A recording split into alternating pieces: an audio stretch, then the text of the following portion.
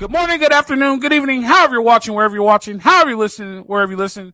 It's the Bet Online Salute Detroit podcast, and I guess I should leave it to, if you're now watching, if you're still listening for the remainder of this season, it's the Bet Online Salute Detroit podcast. We got the tripod here, betonline.ag, where the game starts. Go to betonline.ag, get all the up-to-date latest odds, stats, wagers, anything you need to do to get your sports betting. Also brought to you by Underdog Fantasy. Go to underdogfantasy.com or go to the Underdog Fantasy app. Put in promo code USC LAFB. You get a $100 match. You get to pick up to 2 to 8. Did you know it's 8 now, Ryan? I was on the website today. It's 8. I was like, never noticed. 2 to 8 people over under. Are they going to hit? And you can score you some cash. Put in promo code USC LAFB up to a $100 match. Gentlemen, welcome. Welcome. The tripod is here. Like we said, haven't been around. Let's talk to Ryan. Ryan, how are you doing? Long time no see. We miss you, Ryan. I know. We always miss Ryan. Come on, man. Yeah, but he's busy working. We just talk. Ryan's the one who's actually doing the working behind the scenes. So yeah, he's the hamster in the wheel. He's the engine, baby. He's the straw that stirs the drink. Just going, but good. All good. Excited that it's not so hot. I'm loving this cool, hazy weather. It's been great. So, but yeah, how you doing? I'm doing well. Madman, how are you doing? How's parenthood? Doing well. Hey, parenthood. It's a great. The baby slept for 5.5 hours last night, which was a huge breakthrough for us. That's the most sleep we've gotten in 3 weeks. So very excited there. You know, gave me so much energy, Coach, that I had the opportunity to go to the USC Next Level Sports Conference. Today, which was really fun. A lot of interesting topics and kind of a heavyweight audience there. Adam Silver, Maverick Carter, President Folt was there, Juju Watkins. Owner of the Atlanta Hawks, a lot of really interesting conversation about the future of sports from a tech media perspective, but also the future of college athletics, which I'm sure we'll get more into in the weeks and months to come as we get into the off season. You even got enough energy for you to go and shave too. Yes, I did. It was getting a little out of control yesterday, so had to do a little shaving. That's good. I celebrated a birthday today. The goose is 2 today. Oh, Bo Rowe is 2 today. Oh, congratulations. Yep. That's amazing. Yep. It's so crazy that they don't even know at the age, like, it's their birthday. Totally. So, but all he knows is that he got a whole little mini cake to himself. Aw. So is it like the smash cake where they can just smash it?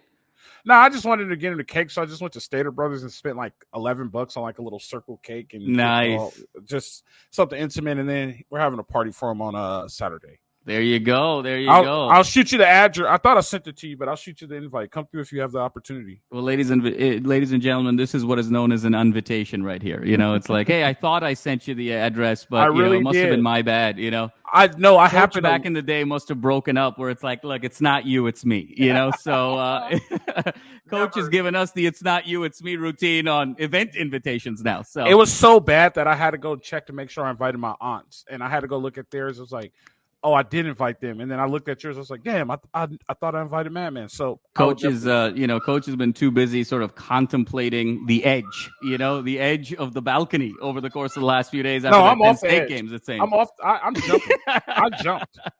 I am all for let's fundraise the money and let's get the firm going and let's make a move. My mind has not changed, but that's neither here nor there.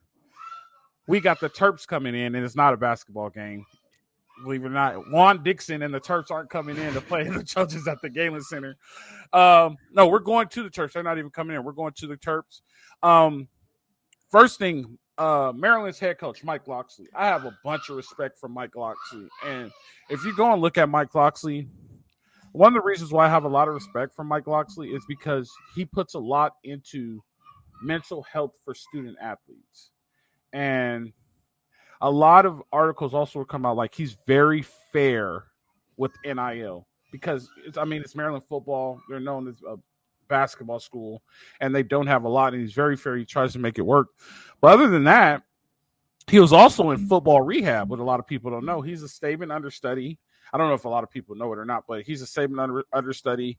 I had a privilege to meet him when I was coaching in New Mexico. He came through and he was at New Mexico at one time. But Mike Locksley is a very, very respected coach and for me, coming up through the coaching world, and one of the guys I follow, he's kind of like Justin Wilcox for me. Last year, you guys heard me talk about Justin Wilcox, and he's like a Jeff Fish guy, highly underrated, and I think a very good coach. I think he's going to have this team prepared, ready to come through. I mean, this is a coin flip game. I think we're a 7-point favorite, but I mean, who's going to be the star, right? This might be Edwards' day. We sure do make stars out of guys who are very average. So this might be another thing that's happening. I'll kick it off to Ryan. Ryan, what do you think about this week? Us going to College Park, Maryland, to play the Terps. Yeah, farthest USC will travel all year, going to College Park, just south of Baltimore, where my niece lives. So nice and close there.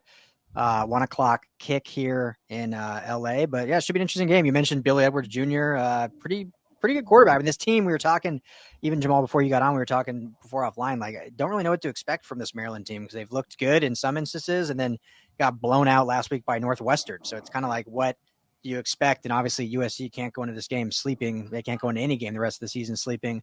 Got to win and all. And this is certainly not going to be on paper, it might be an easy one, but it's still a conference matchup, and it's a road game, and this team hasn't proven to play well on the road. So should be a fun game. I'm curious to see what the Maryland crowd is like. As you mentioned, it's not like a huge football school, a little smaller stadium. They're 3-3, 0-3 in the Big Ten. But I feel like anytime SC comes to town, it's gonna bring people out, because no matter what your record is, you want to beat SC. So it'll be fun, and SC's got to be ready for this one. They gotta play well and play all 4 quarters and come out of the gates and not make any mistakes, as we talked about last week. They can't have any self-inflicted wounds, and really need to come out of this game not just winning, but proving that they are a good football team and not actually a 3-3 football team. So we'll see. Man, you're on the mic. Yeah, no, I think Ryan said it well. A couple things I'm looking for, and first, I think Ryan alluded to it really nicely, is Billy Edwards Jr. is kind of a low-key, prolific quarterback here. Part of this might be a little bit of the schedule. Part of this might be just Maryland, being a non-football school, flying a little bit under the radar. But Ryan mentioned this is a 3-3 football team that played 6 games. Billy Edwards missed 1 game, but he's been the starter for 5, will presumably be the starter here on Saturday, no question about it. He's thrown for over 250 yards in every game. So when you look at the context of the Big Ten, and I know we've talked a lot about context here in the last few weeks, those are significant numbers in a conference that is slower paced, fewer plays, more a methodical style. They did a really nice job against a really good Indiana team a couple of weeks ago, kind of stayed in that game for a while before ultimately losing 42-28. And then just the doors got blown off last week at home against Northwestern. So you're wondering which of these teams shows up. Is it the team that played Indiana competitively for about 2.5 quarters, or is it the team that was a no-show against Northwestern at home? So I think so much of that will ride on kind of Billy Edwards and his ability, I think, to get some confidence, some rhythm early in this game, get some completions. So keep an eye on Billy Edwards Jr. Number 2, coach, they have a clear number 1 wide receiver in Ty Felton. He's through 6 games, 55 catches, 719 yards, 5 touchdowns. So he's coming in averaging 120 receiving yards per game. Now, this is yet another ball game where it's very clear who their leading receiver is. He has basically double the number of receiving yards as the next leading receiver on the Terrapins. So we talked so much about Tyler Warren last week, and Tyler Warren blew up. This is a game where Ty Felton is clearly their number 1 weapon. So does USC understand that well enough to take him potentially out of the game and make someone else beat them? Or is this going to be another case where it's the known devil, what's coming and you can't stop it? So really keep an eye on that Ty Felton matchup. And then third is, it's just, I think, the overall emotional disposition of this team. Where is USC's psyche the last couple of days after such a heartbreaking loss, having to travel a long distance? Coach, I know you're not going to be pleased about this, but they're leaving even later than normal. I know you've talked about, needing to go on Thursday rather than Friday. Lincoln Riley earlier in the week said we're going to go even later than we normally do because we just kind of want to be there for the game and pop right back. So what does that kind of look like in terms of energy levels come 1 p.m. Pacific and kickoff? And then just beyond that, how does this team emotionally recover, not just from that loss, but also the news of Eric Gentry, officially kind of redshirting for the rest of the year. So arguably your best defensive player now is no longer with you for the remainder of 2024. And then, of course, the Anthony Lucas news from earlier in the week that he's going to be out for the rest of the season. So you're talking about arguably your two most talented defensive players not going to be in uniform. You're emotionally a little wobbly. And now you got kind of a quarterback receiver combination where you got to go across country. So Maryland is certainly not an opponent that you would put on the top of your list in terms of level of difficulty for USC. But considering the circumstances, I think it's going to be a tough game. And I think that's why the odds makers have USC as only a 7-point favorite, Coach, considering they lost by 27 at home to Northwestern just the week before. So I think they're kind of taking some of those things into consideration. So lots to kind of keep an eye on. I expect USC to win this game comfortably, but, things could get complicated. Yeah, very high expectations. I expect to see the same stuff we've been seeing throughout the whole year. It's going to be a close game.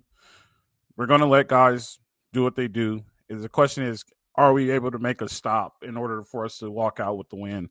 Like we lost two of our best defenders.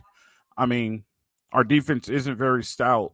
Billy Edwards has a 145.82 passing rating, and he's 68% passing. You know what I mean? My only question is, I feel like we have the ability to win, but my question is, what are we going to get out of Maryland, right? Is Maryland just going to play their game and let Billy Edwards do his thing? Or are they like, well, we're going to go to the well too, and then all of a sudden we're going to get Rahman Himby, and he's going to have the best game of his life this Saturday, right? Like, those are the questions we have to ask, and we're going to see. Like, if I'm Mike Locksley, I'm going to try to go to the well. I'm going to be like, let's see if we can actually run on these guys, because everybody else has had so much success running on these guys. Like, they give up at least 150 yards a game. Let's try it. You know what I mean? If that doesn't work, I'm going to throw the ball. Because I have a quarterback that's good enough to throw the ball, and I got a receiver that's a playmaker, so I'm going to go get it. I don't think it's going to be a comfortable game. I am interested, though. I'm not too upset with them leaving later, because I'm kind of interested with that mentality, because it kind of happens with the pros, especially basketball. Leave, go work, and then get out the next day. I am kind of interested. I just want to see what the time slots are. Are they going to get there like at 6, get meetings, get some food, go to bed, go play, and then hop back on a plane? I am interested to see how that works. That might work, but I'm curious to see. I like to do a study on that one. I'm not overly upset about it. I'm more interested and intrigued to see how that works, because that happens with, NBA, MLB, football. Did you see, Coach, what Kurt Sargetti said, the Indiana coach, just like yesterday on a show? I'm a winner. Look me up. Huh? Well, yeah. Besides that, oh, he said that. He's like, I leave as late as possible. Really? Like, we leave as late as possible. We get in, we go to bed, we wake up, play, and get back on the plane. So yeah, like that's what I'm saying. You never know what really. I mean, it's different for every program, obviously, but that was his philosophy. And I'm not against that, because pros do it. If pros didn't do it and they weren't so, like, you know what I mean, there's dominant teams who do it. So I'm not totally against it. But when you look at the time slots, the way SC was doing it, I know we're getting back on this. I sound like a broken record, but like when they went to Michigan, they left like 6:30 here, which was 9 o'clock that time, and it's like a 4-hour flight, and they get there at 1 o'clock, and then it's probably a walkthrough, and then you get a walkthrough, and then you go back to the hotel, and then all of a sudden you're in meetings. Like, there's never any time just to be like, all right, go get a quick nap, or just get off your feet, or just relax. I think you're always going. Next thing you know, you're up for a game, you're playing a game, and you're like, whoa, what happened? It's like a wedding. You're going. Next thing you know, you wake up like, damn, that wedding went by pretty fast. It's like those things. So I am interested about leaving later. I'm actually not opposed to it, man. I kind of want to see it because pros do it. So I'm not against it. I'm just not convinced, and I don't think you guys can convince me at all this season that we're going to see anything where SC walks in and handles any team favorably like they're supposed to do. We haven't played clean all year. We haven't played clean in 3 years. I don't think they're going to play clean, but I do think they have the opportunity to win. It's just, can they get the stops? And is Mike Locksley going to go to the well? What do you got on that, man? Well, Coach, I mean, you bring up an interesting point, and so much of the conversation, I'll go a little bit just big picture as you just did, is are we getting better from last year, right? And so much of that narrative has been, look, on the one hand, this is a team sitting at 3-3, 13 points from being 6-0, possibly a top 5 team, 3 plays away from being 6-0. You know, we've heard the Lincoln Riley spiel. I always believe that that's a very dangerous philosophy because you can play that both ways, right? You know, you can say, yeah, this team is three plays from being 6-0. This team is also 2 plays from being 1-5, right? Like if Wisconsin doesn't fumble up 21-10 and Garrett Nussmeier late in the fourth quarter of that game against LSU with under 2 minutes makes the right read and hands it off to John Emery Jr. for a touchdown, LSU's up 24-20 with less than 2 minutes to go. And we've seen how this team has sort of responded down on that last possession. This is very easily 2 plays from being a 1-5 team. So I think we have to sort of zoom out and look at what are kind of the statistics, what's the evidence, what's sort of the analysis to really say whether the 2024 Trojans are better or worse than the 2023 Trojans. And right now, everyone's kind of leaning on points per game, yards per game, points allowed per game, yards allowed per game. And I think the problem with that, and we sort of lean on that as saying, okay, look, this team was 112th last year. They're top 40, 45 this year defensively and yards allowed, points allowed. Of course, there's a ton of improvement. And I think the problem with that analysis right now, Coach, is we're not taking context into account. We're not taking the pace of play into account. To compare 2024 Big Ten versus 2023 Pac-12 or 2020 Big 12, you know, the conferences that Lincoln Riley has come from, is just apples and oranges. You know, the last year in the Pac-12 was a much more wide open conference. Teams were getting to the line of scrimmage quicker. There were more possessions in the game.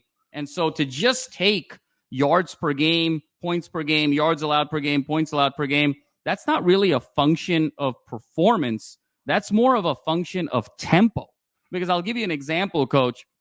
If I have one game, and it's an extreme example, there's 10 possessions in a game, and I give up 5 touchdowns, and I get 5 stops, and I gave up, on average, 50 yards per possession, but I got 5 stops. I've given up 500 yards in that game and 35 points versus a game where, let's say there was only 4 possessions in the game and I gave up a touchdown every drive and it was an 80-yard touchdown. At the end of the day, who was better defensively? Was it Team A or Team B? It was Team A because Team A got 5 stops. Team B got no stops. But the stats would say Team A gave up 35 points and 500 yards. Team B gave up 28 points and 320 yards. So Team B is better. That's the problem right now with sort of the holistic approach of saying just yards per game and points per game. To me, Coach, and I have an article on this on LAFootballNetwork.com. Encourage everyone to go and read it and argue. But to me, the purest metric is yards per play gained and yards per play allowed. And if you take those 2 stats, because that's a pure function of performance, last year, Coach, SC 7.1 yards per play in 2023 offensively, good for 5th in the country. This year, 6.2 yards per play offensively, good for 31st in the country. So we've seen a big drop-off in explosiveness, and I think we can see why.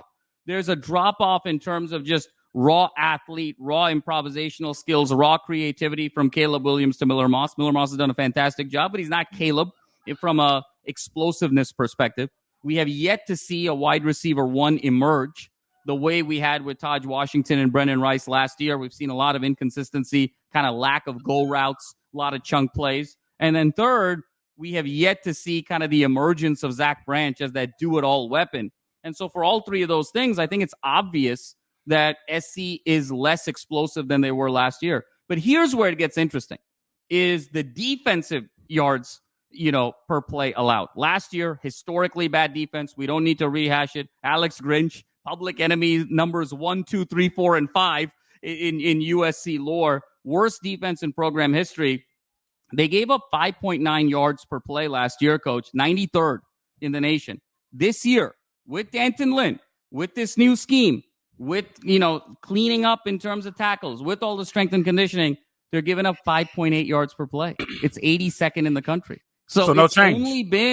It's been a very incremental improvement defensively. And so when you look at the moderate drop-off from 7.1 yards per play to 6.2 yards per play offensively, you've seen a moderate drop-off offensively in terms of explosiveness, but only an incremental gain defensively. You put that net together, And statistically, this team is worse than last year. It's just the data speaks for itself. And so we have to take sort of the context into account of where we are right now. I think we've kind of gotten carried away a little bit early in the season with that LSU win, and we saw some tackling for the first time. And that impression is still in our minds. And we were left last year with such a bad taste in our mouth defensively. But if you take the whole body of work, statistically, this team is not as good as they were last year. Now, the good news is we're only at the halfway mark.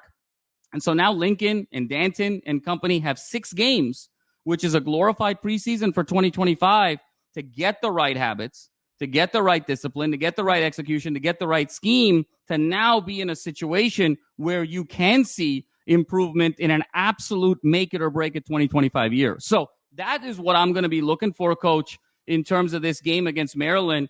Does that curve start trending up in terms of yards per play gained and yards per play allowed? Ryan, bring in some optimism for us. Yeah, I mean, I totally agree. I think the only, not even a counterpoint, just to add to it, is the last thing you said, the halfway through the season. And when you look at SC through 6 games last year, who they played, it was San Jose State, it was Nevada, it was Colorado, it was Stanford. It was, so, I mean, the competition was way different than what they've played this year. So, I mean, you got to take that into factor, but I mean, nothing is incorrect about that at all. And those are, I think, are the absolute stats. And even Lincoln Riley said that at the beginning of the season. Someone asked him about stats and he said, I don't look at yards per game. That means he brought that exact point up. Like, possessions make a difference. Like, I look at yards per play as like the one stat I kind of look at. I don't care about how many yards we have in a game if we didn't score points in the red zone. I look at points and yards per play. So, yeah, I mean, it's got to be an incremental improvement. The only, again, not a counter, just the only thing I would say is USC 6-0 last year played a much softer opponent than they have in 6 games this year. Very different style.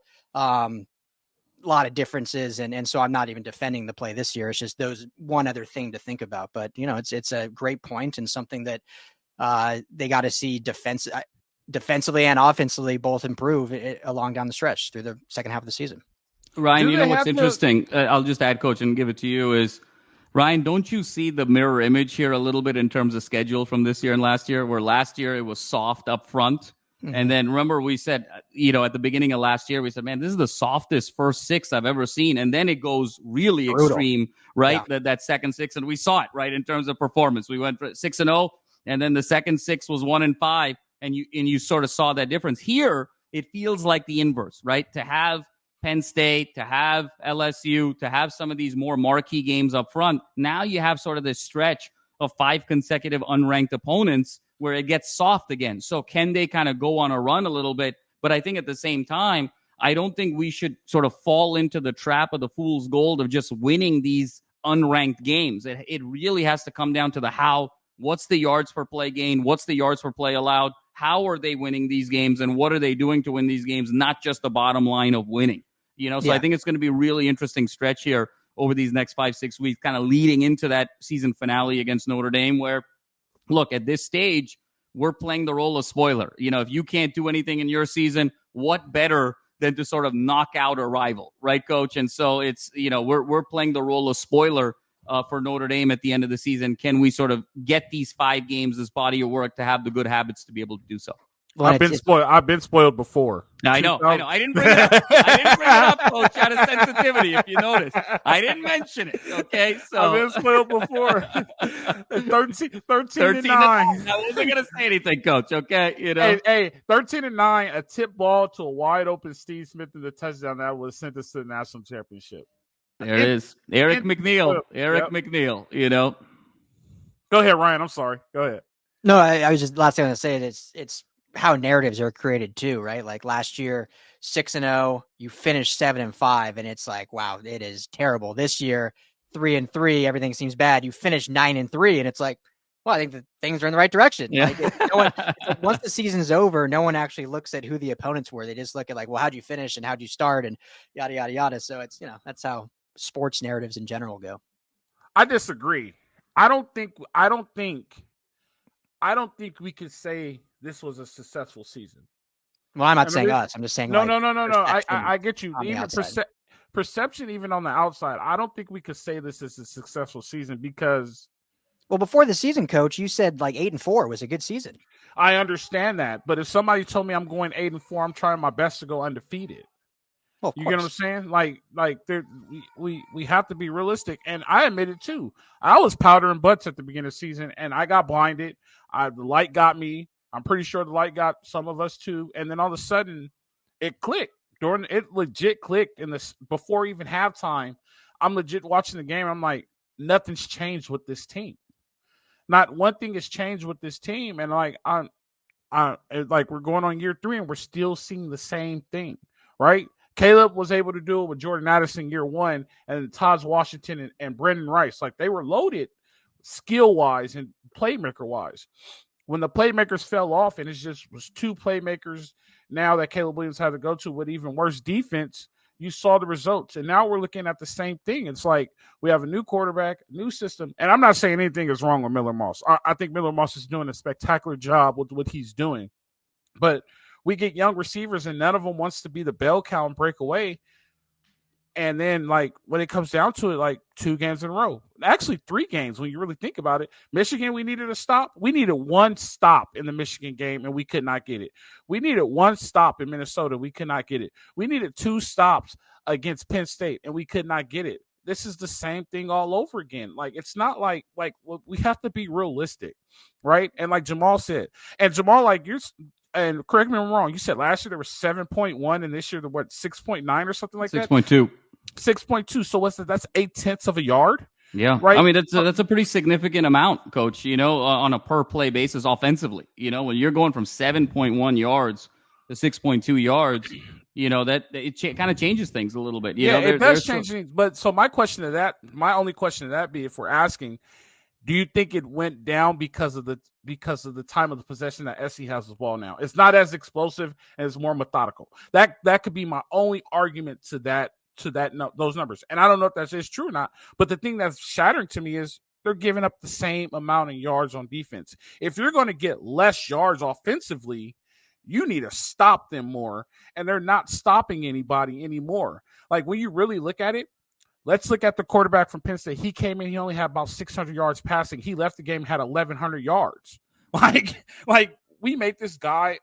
He won't have another game like that all year. Like, the quarterback from Minnesota, like, he wasn't a world beater, but there's articles all over Fox about him. Who is this guy? Who's Bosmer? We won't hear from Bosmer again. We're doing the same thing again. We just have on a different outfit. That's the only thing that scares me. So, like, I get we're 8-14, this and that, but can we try to overachieve a little bit?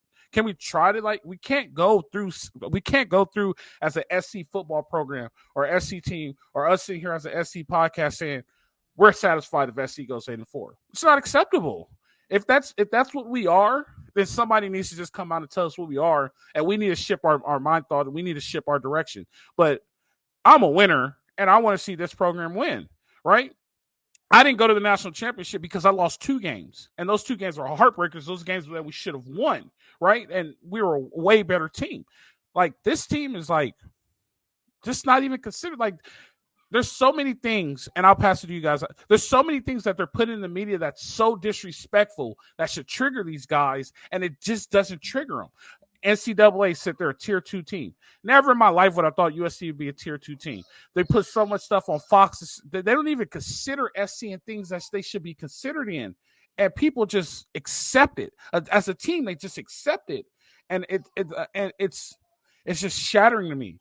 Like, those are things that need to be fixed before you can even consider being a national championship contender. Like, you just need to stop taking disrespect and change those types of things. But I mean, it is what it is. I like I said, I'm still where I am. Let's fundraise the money. Let's go with the buyout. Let's make the move. I'm still standing on that. Like, let's fundraise it now. The buyout will be a lot less if we do it by game 6 next year. So let's start fundraising the money now, put it in the bank, let some interest grow on it, and we might have a little bit left over for a buyout. You guys can go. I'm sorry. The one thing I'll say, Coach, I'll say something kind of at a tactical level, and then kind of more at a strategic level to sort of your points. The first is kind of, I think, at a tactical level. I think what we're seeing from the 7.1 yards per play last year versus the 6.2 yards per play this year is we're just not taking enough downfield shots, right? Yeah, I mean, you're getting outside of the Jacoby Lane kind of touchdowns from 30 yards out, and he's had a few of them, and they've been phenomenal. Obviously, LSU, we had great one Michigan, great one Wisconsin. That was just such a dime. To me, still kind of the play of the year offensively was that Jacoby Lane touchdown against Wisconsin, outside, of course, of the Hudson, 2 catches. And then we had the Hudson 2 catches in that LSU game. But outside of that, there haven't been a lot of real downfield shots and opportunities. Miller's done a phenomenal job kind of reading this defense, dissecting this defense, but he's doing the dominance of his dissection is sort of level 1 and level 2 of the defense. He's not really going to level 3. I think that's a function of his comfort level with this offense. I think it's a function a little bit of his arm strength, but I think more than anything else, it's a function of protection. And when you are particularly not getting protected on the edge, you got to think, right? I mean, when you're throwing the ball down the field, you got to really have confidence in that back foot being planted, right? And when you're going to plant that back foot, and then you're going to sort of explode in terms of your throwing motion. If there's some hesitancy that you're going to get undercut or you're going to get hit, it's hard to sort of work through that, where you're going to get hit, not going to get as much on the ball. And so psychologically, you may already be kind of thinking about level 1, level 2 of the defense. So I think it's the lack of the go routes. It's the lack of the down the field shots for a variety of reasons that's leading to the explosiveness. Now, Coach, kind of more from a strategic level, look, I've sort of maintained, I thought this was a 9-3 team this year. I thought they would split the 4 kind of marquee games and then drop one they weren't supposed to. It's kind of heading roughly in that direction. I mean, we'll see where it kind of goes the second half of this season. But I have always maintained and will continue to maintain that it's the end of 2025 is really kind of the judgment year for Lincoln Riley. That next year, this team has to make the playoff. And if they cannot make the playoff next year, then I don't believe Lincoln Riley should be the coach in 2026. Now, will he be because of the financial element of only being $40 million into a $100 million contract? And where is the appetite of the USC boosters to even sort of pay half of that buyout to kind of $30 million buyout and then pay, top dollar or close to top dollar for a new coach? That remains to be seen. But from a pure performance perspective, if Lincoln Riley does not make the playoff next year, there is no scenario on earth in a rational world where Lincoln Riley should be the coach after 2025. And the reason I say that, Coach and Rye, is I did some research.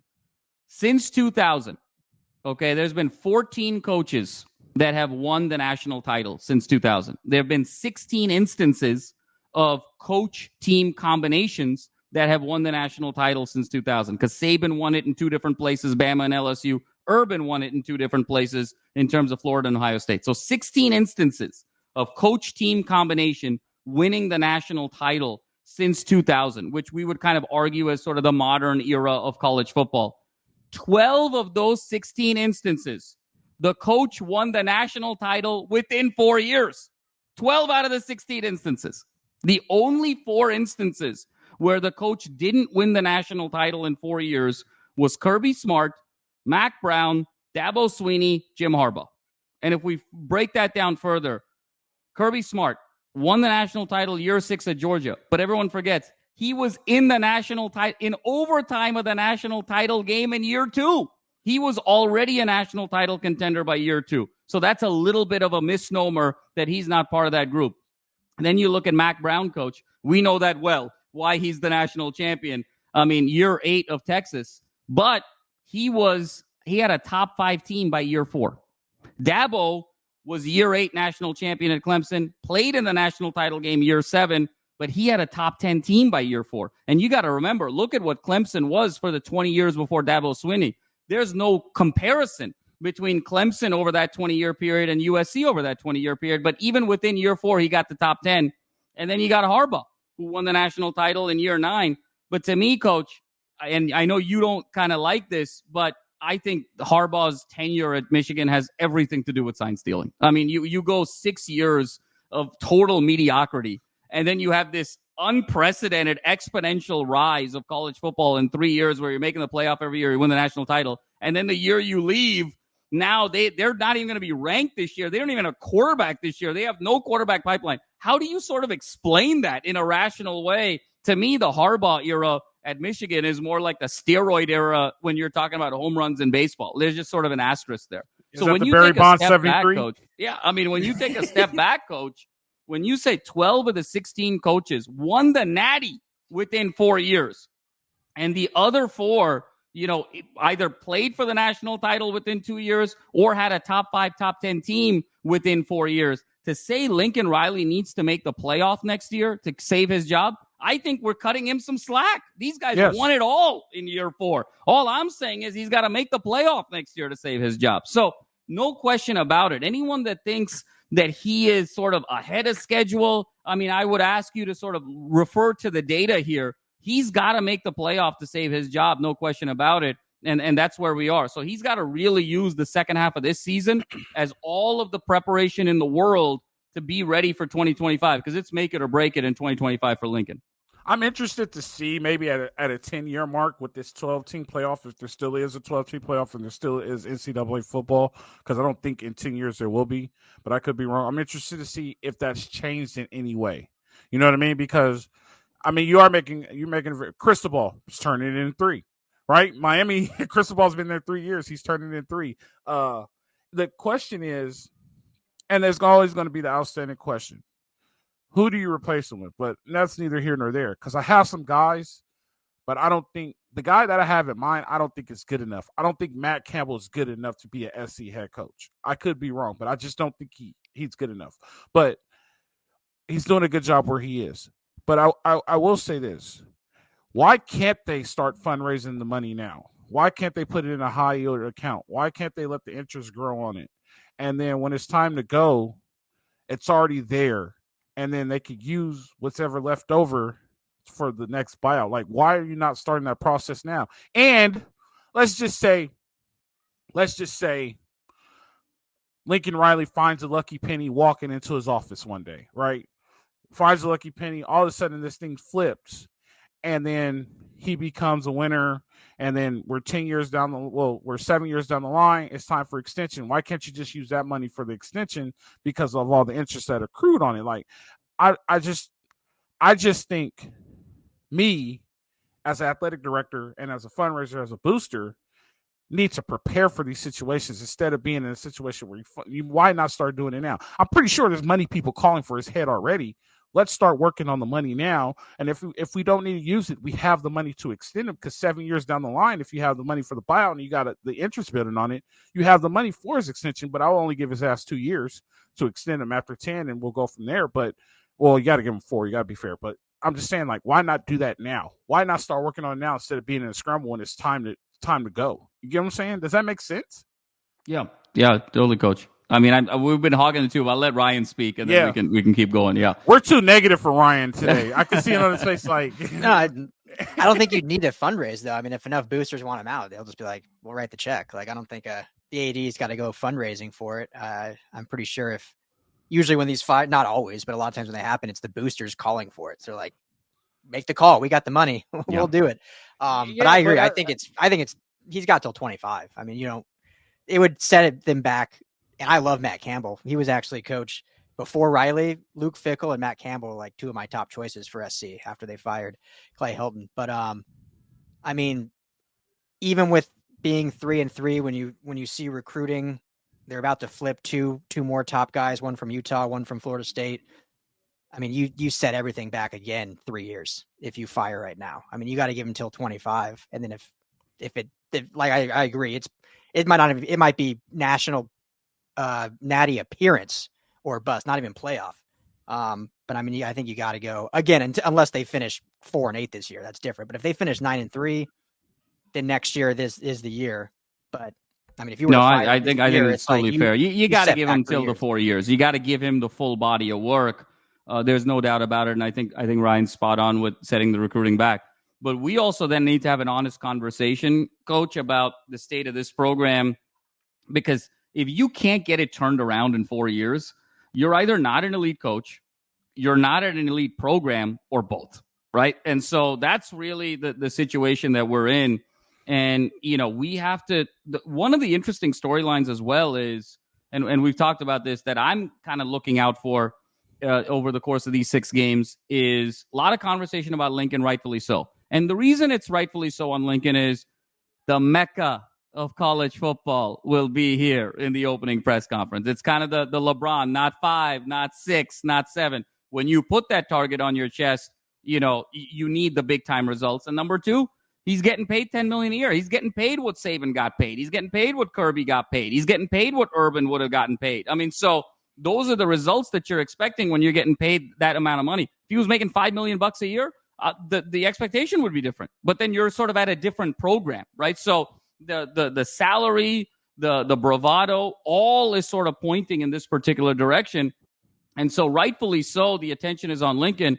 But I'm also very interested and curious to see how both D'Anton Lynn and Eric Henderson kind of finish out this season. Because I think no one is questioning Henderson's ability to recruit. I mean, it's been phenomenal.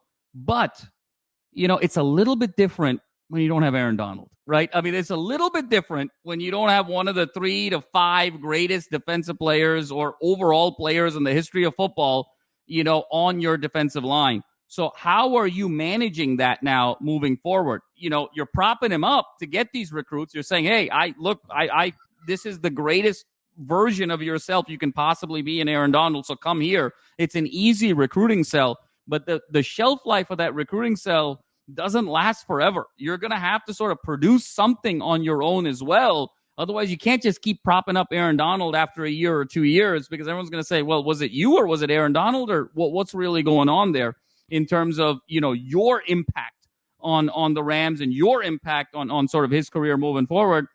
And the second thing, Coach, I'll say is about D'Anton. I mean, I think there's a little bit of question, how much was Latu, the ace in the hole last year at UCLA? I mean, we saw this is a top 15 pick. We saw him sack Caleb in the NFL. This guy's going to be a bona fide all-pro in the NFL for years to come, knock on wood, if he doesn't get injured. When you've got an ace in the hole like that, where you can sort of rush the passer from any direction, from any geography on the field, any down, any circumstance, then that allows you, as we've talked about, to disguise that zone shell, create +1 scenarios, because you have a one-man pass rush. So what does D'Anton Lynn look like without Leatu Latu? What does Eric Henderson look like without Aaron Donald? And I think we've got a nice 6-game body of work to kind of see them evolve as well going into this make it or break at 25. You got anything on that, Ryan? No, I totally agree. I think that just whatever you want to call it, devil's advocate or positive side, because I think that's 100% spot on. I think if you look at a good thing from it is look at a guy like Devin Tompkins, because, the best player on the defensive line, if we want to just be harsh, quit on the team, Bear Alexander, right? He was their best player that they inherited. The other were 2 3-star transfers in Gavin Meyer and all of a sudden drawing a blank, guy from Vandy that has been playing great. Thank you. Yeah. And then it's a bunch of freshmen. And then Devin Tompkins, I think, has really, you can see the actual progression that he has made from spring, fall to now getting a lot more reps in these games, and is becoming an actual focal point of that defensive line. Where will Jade Abasari be at the end of the season? Where will Carlin Jones be when he's healthy? This 25 class they're bringing in that is getting more defensive linemen and potentially flipping. So I totally agree with you, but I also think because Danton's been there since December 1st, Henderson's been there since end of January when the Rams off the playoffs, like it needs to be 2 years. Like what have they improved? You can't look at a spring ball and a fall practice in 6 games and saying, all right, look at these transfers. They haven't improved like we thought they would. So that's the only thing I'll add to that. But I agree that's going to have to be what they moat their salt on, and not just bringing an NFL player to the sidelines. That's what I was going to ask you guys. I was going to ask you, do you think there's pressure now that Miami is a contender again?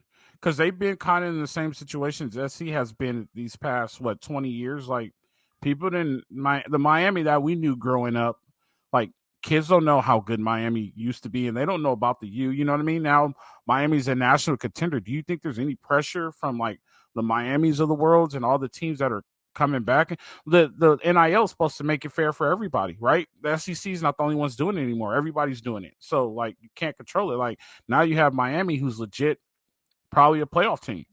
Like, do you think there's any pressure on Lincoln Riley? Because, like, hey, these programs can turn. Why are you not turning it? Coach, I think it's data. It helps the argument of urgency, but I would argue the pressure to win at USC comes from within USC. It just needs to be within the USC walls. and why 2025 is such a significant year, Coach. Hard to believe this. And every time I say it, I get depressed. But it's a 20-year anniversary of Leinart and Bush next year. I mean, that was the 05 season. That was sort of that culminated in the January 4, 2006 Rose Bowl. We're going into the 25 season. It's been 20 years since the iconic 03 to 05 run. 17 years since we would say the end of the glory years of the Pete Carroll era of 2008. That was the last great USC team. What is significant about 17 years is what's the age of an incoming, freshman is going to be about 17, 18. It means they weren't born the last time USC was truly great.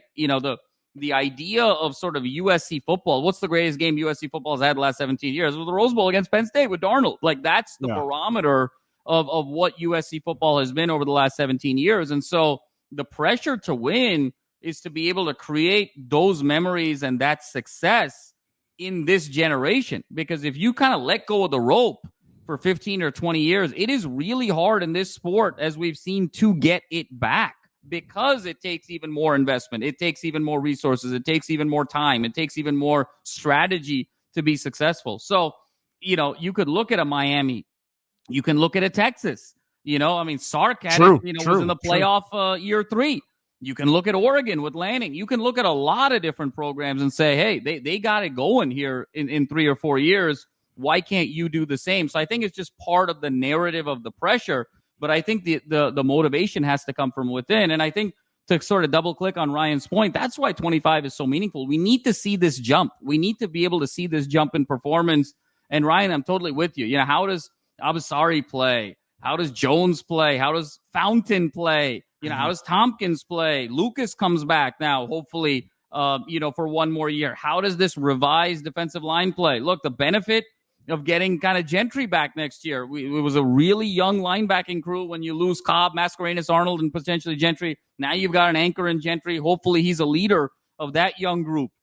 How do all these guys gel with more of your guys' second year in strength and conditioning? So totally get it. It's been sort of a patchwork roster, but you got to be able to see the jump next year to playoff caliber. I think to have Lincoln be accountable to a top 12 finish by year 4, I think is more than reasonable. And if he cannot get it done, regardless of what the roster is, regardless of what is going to come in 26 and 27, look, you're just not the guy if you can't take this team to the playoff within 4 years. I think if you rewound the clock back 2 years, back to his introductory press conference, based on what he said, based on who he was at Oklahoma, and you said Lincoln Riley will not yet achieve a playoff through year 3, I think everybody would sit there and be very disappointed. And so I think we just have to hold him accountable to that initial standard, and he's got one more crack at it now in 25.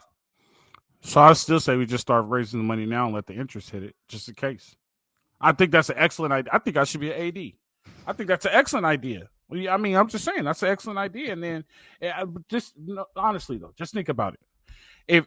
So next year he makes the playoff, right? And let's say he goes on the run. Year 10 comes up, and it's like it's time to extend him. We don't have to look for the money; it's right here. We'll just take the money out. Boom, this and that. But I'm just hoping somebody comes and takes him and just buys his contract out. And I think I don't know. I'll stay patient with you guys. How about I do that? I'm not saying we need to fire him now. It doesn't make no sense to fire him now. Lincoln's going to land on his feet, regardless of sort of what happens here. Yeah, like Cliff. Exactly. You see what Cliff is doing with the Commanders with Jaden Daniels. I mean, Lincoln coming in and being a top offensive coordinator for the Bears, or a top offensive coordinator for a team with a real quarterback on the rise. I think he'll do outstandingly well. Lincoln being offensive coordinator of the Cowboys. I mean, there's all kinds of different scenarios out there, but we're getting ahead of ourselves. He's going to be just fine. I think the big question is Lincoln Riley, the head coach. What does that look like? How much of this was Bob Stoops kind of setting him up for success in those 3 playoff appearances, and how much of it is his overall holistic greatness? We know about the quarterback whisperer. And here's the last part I'll say, and I won't pile on. The shelf life in the NFL is so short, where Lincoln Riley also has this sort of window of opportunity where he is the unquestioned quarterback whisperer.